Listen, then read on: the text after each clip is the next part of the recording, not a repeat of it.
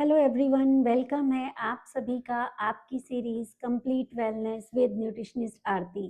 तो स्टार्ट करते हैं। आज की इन्फॉर्मेशन अगेन बहुत इन्फॉर्मेटिव होने वाली है। आज मैं डिस्कस करूंगी कि रो फूड हमें खाना चाहिए या नहीं, कितनी रेशो उसकी होनी चाहिए, क्या 50 to 80% हमें रो फूड ही खाना चाहिए या कुक फूड में कुछ न्यूट्रिशन है ही नहीं, जो कि अभी सोशल मीडिया पर बहुत आ रहा है और कुछ लोग उसे फॉलो भी करते हैं, और किस किस डिसीज़ में हमें रो फूड को अवॉइड भी करना है। मैं ट्राई करूंगी, नॉट ट्राई, मैं अपना बेस्ट दूंगी कि सारे आपके क्वेश्चंस का आंसर दे पाऊँ कि कितना खाना है, कौन सा रो फूड हमें नहीं खाना, सब बताऊंगी मैं। और अगेन वीडियो बहुत इंफॉर्मेटिव होने वाली है। आपकी विश है सब्सक्राइब करना हो तो कर लेना, पर वीडियो के अंत तक बने रहना, और अच्छा लगे तो सबके साथ शेयर कर देना। तो स्टार्ट करते हैं हम आज की वीडियो। तो आज का मेरा टॉपिक है, अभी जो सोशल मीडिया पर बहुत आ रहा है कि हमें रो फूड की रेशो बढ़ा देनी चाहिए। लाइक सैलेड्स हैं, आपका भी सीजनल गाजर आ रहा है, मूली आ रहा है, शलगम आ रहा है, खीरा आ रहा है। तो बात करते हैं कि कितना खाना ठीक है। और सोशल मीडिया पर कुछ ये भी आ रहा है, जो मैंने सुना है कि कुछ एनिमल्स हैं जो बहुत रो फूड खाते हैं, तो कितने हेल्दी रहते हैं, कितने एनर्जेटिक रहते हैं।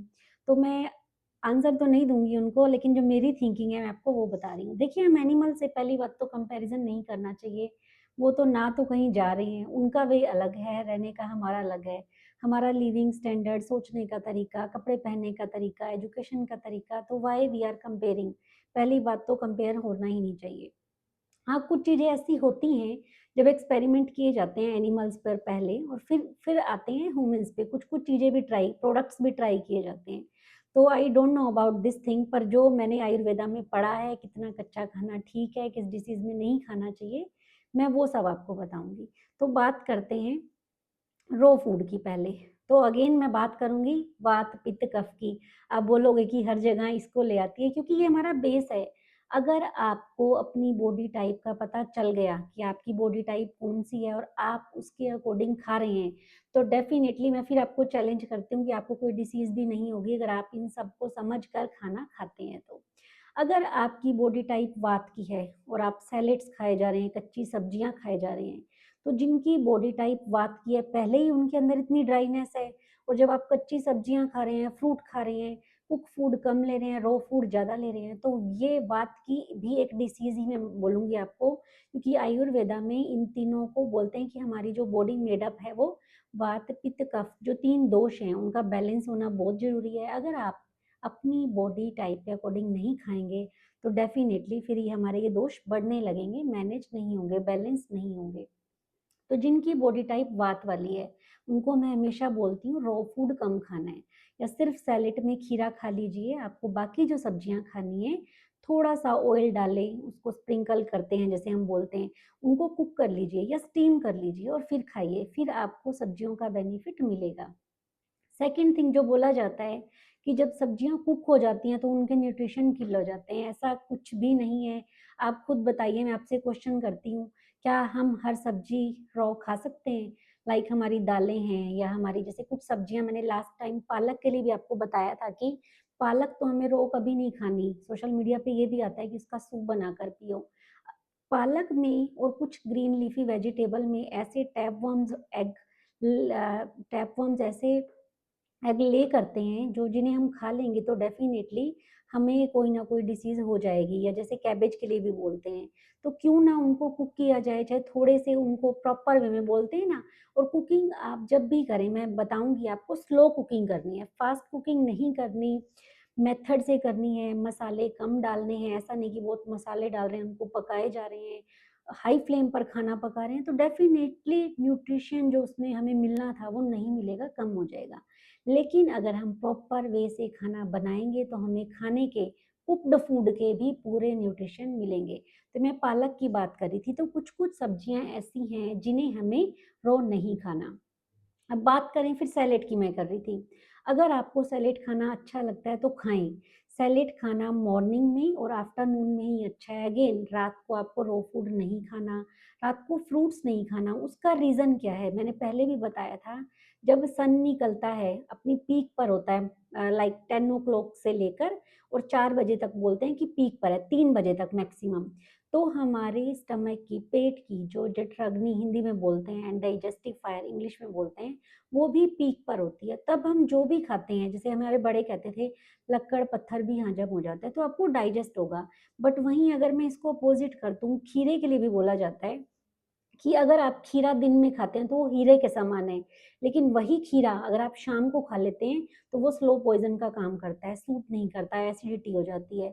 और कई लोग जब ज़्यादा रॉ वेजिटेबल खाते हैं, किसी मेरे फ्रेंड सर्कल में भी मैंने देखा है, पढ़ा भी है मैंने कि किसी को हेडेक हो जाता है, कोई एप्पल रात में खिला रहा है किसी को, जैसे हस्बैंड्स को खिला रही हैं वाइफ, खुद ने दिन में खाया, हस्बैंड ने फ्रूट नहीं खाया तो रात में खिला रही हैं, तो अगेन वो कहीं ना कहीं कोई डिसीज देगा आपको, उसका फायदा कुछ भी नहीं मिलने वाला। तो प्लीज बी नोटेड, इस बात को नोट करें कि अगर सैलेड्स खानी है, फ्रूट्स खाने हैं, तो वो दिन में खाएं, मॉर्निंग में खाएं, शाम को 5 बजे के बाद अवॉइड करें इन सबको खाना।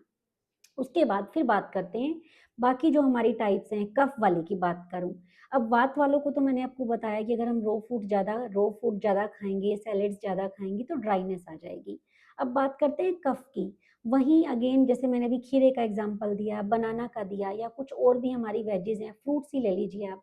अगर आप शाम को 5 बजे के बाद फिर अगर उनको खाते हैं तो फिर कफ वालों की कफ भी बढ़ेगी, म्यूकस बढ़ेगा। तो देखिए कितना हमने सोशल मीडिया पर सुना कि रो फूड ऐड कर लें, सैलेड्स ऐड कर लें, हमारे लिए बहुत अच्छी हैं। और स्पेशली जो लोग वेट लॉस कर रहे हैं, उनको यही लगता है कि हम कच्चा खाना खाएंगे तो हमारा वेट लॉस होगा। और इस बात पे भी ध्यान दें, आपने कच्चा खाना ऐड कर लिया, सैलेड्स ऐड कर ली, फ्रूट्स बहुत ज़्यादा ही ज़्यादा खाए जा रहे हैं, तो फ्रूट में भी फ्रुक्टोज जो रहती है, शुगर, नेचुरल शुगर होती है। कुछ कुछ हमारे ड्राई फ्रूट्स में भी रहती है, जैसे खजूर पे भी मैं बोलती हूँ, रेजन्स पे बोलती है। आप उनकी क्वांटिटी बढ़ाए जा रहे हैं तो फिर वही शुगर भी बढ़ेगी, और फाइबर आप लिए जा रहे हैं, पानी आप पी नहीं रहे, तो डेफिनेटली फिर क्या होगा, जो मैं बोलती हूँ कि पानी का अगर इंटेक नहीं बढ़ाएंगे तो वो भी हमारा कहीं ना कहीं इनडाइजेशन का कारण बनेगा। अब और रीजन मैं बताती हूँ आपको। आईबीएस अगर आपने सुना होगा, जिसे हम इरिटेबल बॉयल सिंड्रोम बोलते हैं, जिसमें हमारा स्टमक डिस्टर्ब हो जाता है, उसमें स्पेशली बोला जाता है कि आपको रॉ फूड नहीं खाना, कुछ सब्जियां भी नहीं खानी होती, इसमें लीफी वेजिटेबल्स भी मना की जाती हैं, मिल्क प्रोडक्ट्स भी मना किए जाते हैं। तो देखिए कुछ ना कुछ रीजन है, आप थोड़ा सा सुनकर उसको फॉलो करने मत लग जाएं, लॉजिक लड़ाएं, अच्छे से सुने। किसी बोलते हैं ना, जैसे मैंने बोला कि हाँ मैंने आयुर्वेदा पढ़ा है, मैं आपको रीजन भी दे रही हूँ, तो विद रीजन सुनिए, उसको फॉलो कीजिए, लॉजिक लड़ाइए, फिर खाना पीना स्टार्ट कीजिए। पानी के लिए बोला जाता है कि 3 लीटर पानी पिए, 4 लीटर पानी पिए। लिसन टू योर बॉडी, आपकी बॉडी को 3 लीटर पानी की नीड है, 4 लीटर पानी की नीड है, अगर नहीं है तो मत पीजिए, जबरदस्ती नहीं पीना। आयुर्वेदा में क्लियर बोला जाता है, अगर प्यास लग रही है तो पानी पियो, भूख लग रही है तो खाना खाओ, फोर्सफुली हमें नहीं खाना। यस, वाटर इनटेक हमें बढ़ानी है, सैलेड्स बढ़ानी है, लेकिन मैं फिर बोल रही हूँ प्रॉपर तरीका है बनाने का, खाने का, पीने का।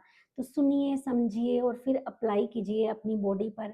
देखें आपकी बॉडी को क्या सूट कर रहा है, क्योंकि होगा क्या, देखिए मैं आपको फिर अगेन इसका फिर रीजन बताती हूँ। प्लेट भर के मैंने सैलेड ली और उसको मैंने खा लिया। अब मेरे सामने खाना पड़ा है, खाना जो मैंने अच्छे से खाना था, मुझे बहुत भूख भी लगी थी। उसके बाद सपोज मैंने 2 रोटी भी खा ली, सब्जी भी खा ली, मेरी जो डाइजेस्टिव फायर थी वो इतनी सैलेड खाने के बाद मंद पड़ गई, स्लो हो गई, तो उस खाने को वो कब पचाएगी? तो वही जहां हमें उस सैलेड का फायदा मिलना था वो अब नुकसान होगा। आपको सब्जियां खानी है, मैं फिर बोल रही हूँ, आपको कुंबर को ऐसे खा लें, या सिर्फ एक कैरेट को आपने ऐसे खा लिया, मूली है आपकी, शलगम है या अनियन है।